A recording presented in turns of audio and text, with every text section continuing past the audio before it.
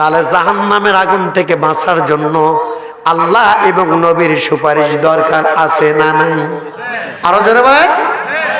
আমার নবী হাদিস শরীফের মধ্যে বর্ণনা করেন, বনি ইসরাইলের একজন জলিলুল কদর নবী, নাম হলো মুসা কালিমুল্লাহ। কি নাম? এই মুসা আলাইহিস সালাম আল্লাহর কাছে গেলেন।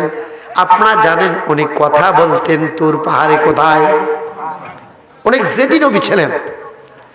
এমন সময় এক পর্যায়ে আল্লাহর সঙ্গে কথা বলতে গিয়ে মুসা কালিমুল্লাহ আলাইহিস সালাম বলছেন, মাবুদ, এত মানুষকে যদি তুমি জাহান্নামে দাও অথবা বাঁচাও, কেমনি বাঁচাবা? আমার তো বিশ্বাস হয় না। জাহান্নামের আগুনে মানুষ যদি পড়ে, আল্লাহ তুমি কেমনি বাঁচাবা? আল্লাহ বলে, মুসা তুমি চিন্তা করো না, এই মানুষগুলোকে আমি আল্লাহ জাহান্নামে পোড়াবো না। সুবহানাল্লাহ বলে। আল্লাহ যদি না পড়ায় ভাই, দুনিয়ার কোন রাজনীতি ব্যক্তি কি পড়াতে পারবে? ও যুবকেরা বসো, তোমাদের ওয়াজ আছে। বন্ধু লক্ষ্য করেন, মুসা কালিমুল্লাহ কথা শুনে আল্লাহ বলে, মুসা রে কি বলতে চাও বলো। বলে, আল্লাহ জাহান্নাম থেকে তুমি মানুষকে বাঁচাবা, বিশ্বাস হয় না। আল্লাহ বলে, মুসা নবী গো, তোমার হাতের মধ্যে ওইটা কি রে? মুসা কালিমুল্লাহ। মুসা কালিমুল্লাহ বলে, আল্লাহ এটা তো একটা কলস অথবা মাটির বাসন অথবা মাটির পাতিল। আল্লাহু আকবার বলেন। মুসার হাতে মাটির বাসন, আপনারা বুঝবেন, কেউ বলে কলস, কেউ বলে বাসন, কেউ বলে বালতি ইত্যাদি মাটির। আল্লাহ পাক কুদরতটাকে বলেন, এ মুসা কালিমুল্লাহ, এইটা তোমার কেমন যত্ন করো? বলে, মাবুদ, এইটা আমি আগুনে দিয়ে পুরাইছি, তারপরে আমি এটা রোদে দিয়ে কংক্রিট করেছি।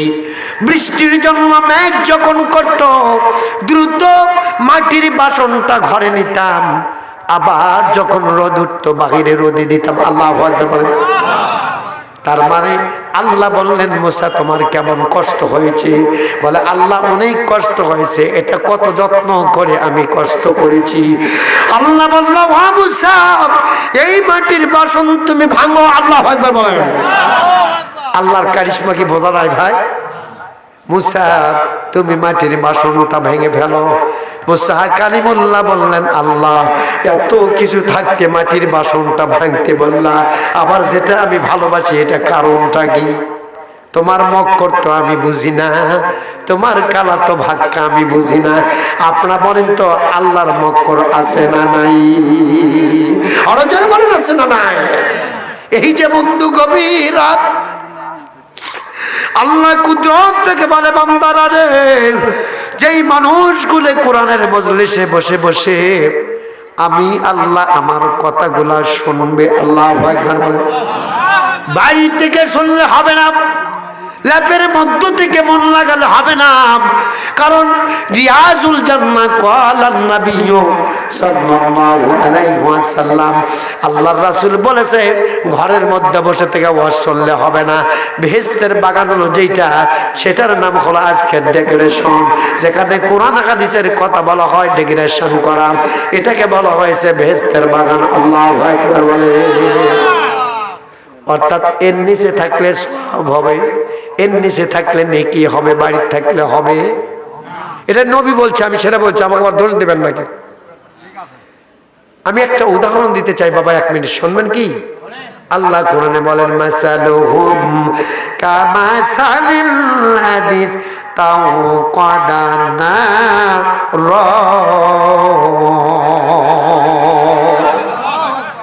আমি আল্লাহ কুরআনুল কারীম দিয়েছি শুধু পড়ার জন্য নয়, উদাহরণ দিয়ে দিয়ে তোমরা মানুষকে বুঝাও। আল্লাহু আকবার বলেন।